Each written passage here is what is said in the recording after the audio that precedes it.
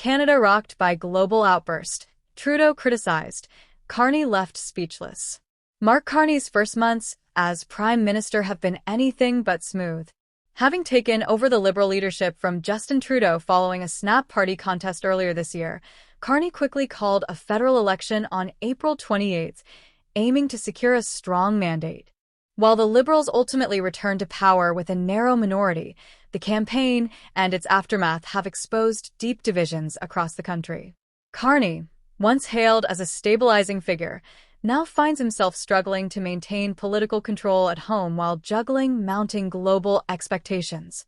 The G7 summit held in Alberta was meant to showcase his statesmanship, but instead, it highlighted the fragility of his domestic and international standing. Carney entered the summit with ambitions to assert Canada's global leadership and demonstrate his competence on the world stage. As the newly appointed chair of the G7, he hoped to use the event to solidify his credentials and distance himself from Trudeau's baggage. However, events quickly slipped from his grasp. The tone of the summit shifted rapidly as tensions escalated among global leaders, particularly around economic recovery, trade, and security. Carney's reserved demeanor and technocratic language, usually seen as strengths, were overshadowed by the urgency and ideological clarity demanded by the moment. He struggled to impose authority or command attention, giving the impression that Canada had lost its influence. The fallout from the summit was immediate. Opposition leaders back home seized on Carney's perceived passivity, with Pierre Poilievre accusing him of being more focused on pleasing global elites than solving the country's housing and inflation crises. Carney's reluctance to respond forcefully during tense press conferences raised eyebrows.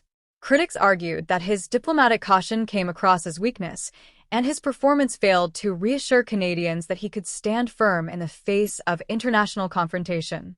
Meanwhile, questions about his leadership style, more suited to banking boardrooms than political battlefields, gained momentum.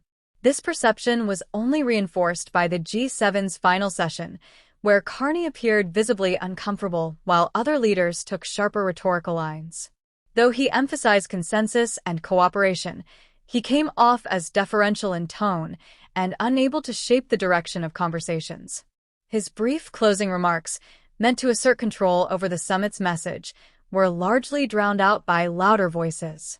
Many viewers noted how Carney, despite holding the chair's position, seemed more like a passive observer than an active participant. His discomfort was apparent, and to some, it revealed a leader out of his depth when dealing with unpredictable, high-pressure environments. The domestic implications of that summit cannot be overstated. Carney's critics, including members of the Conservative Party and resurgent Bloc Québécois, used the moment to reinforce their argument that he is a globalist technocrat disconnected from everyday Canadians.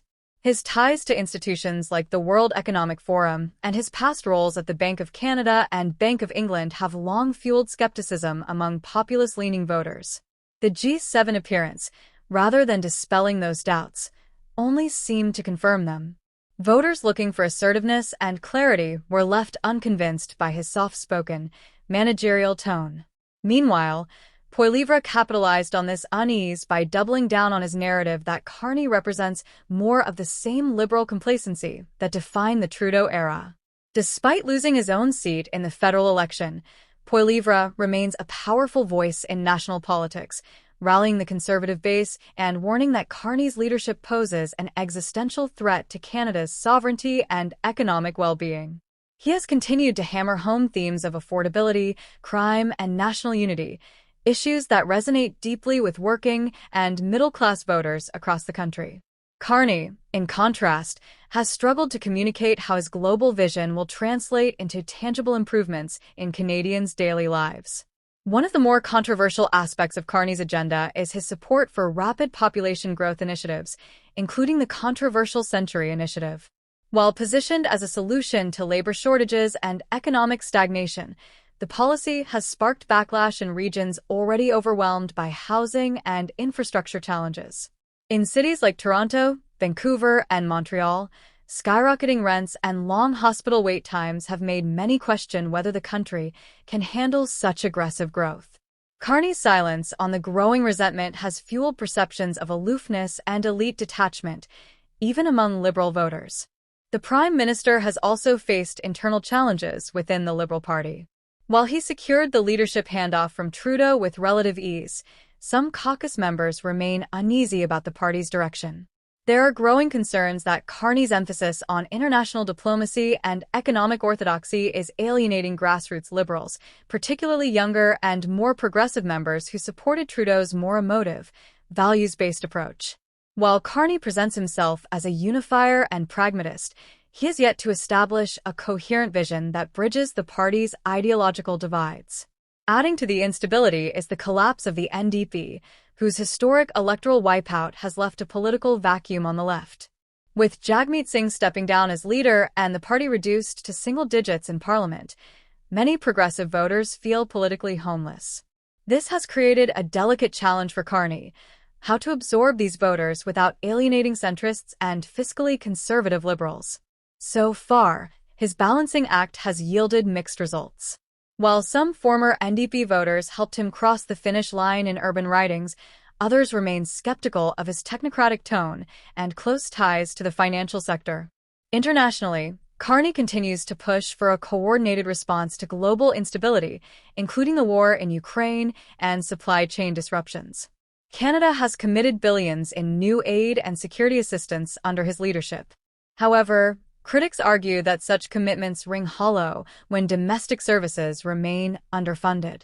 His pledge of $4.3 billion in aid has drawn criticism from opposition MPs who question whether the funds could have been better spent on Canadian infrastructure, healthcare, and housing.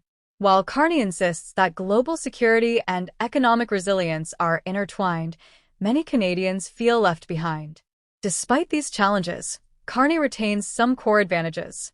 His calm demeanor and deep understanding of financial systems have earned him respect among economists, diplomats, and foreign leaders. He remains popular among segments of the urban professional class and is viewed as a steady hand in turbulent times. His ability to attract international investment and re-establish strained diplomatic ties, particularly with India after recent controversies, offers hope that Canada can regain its global credibility. But these strengths may not be enough to satisfy a restive electorate that wants bold, unapologetic leadership, not polite technocracy.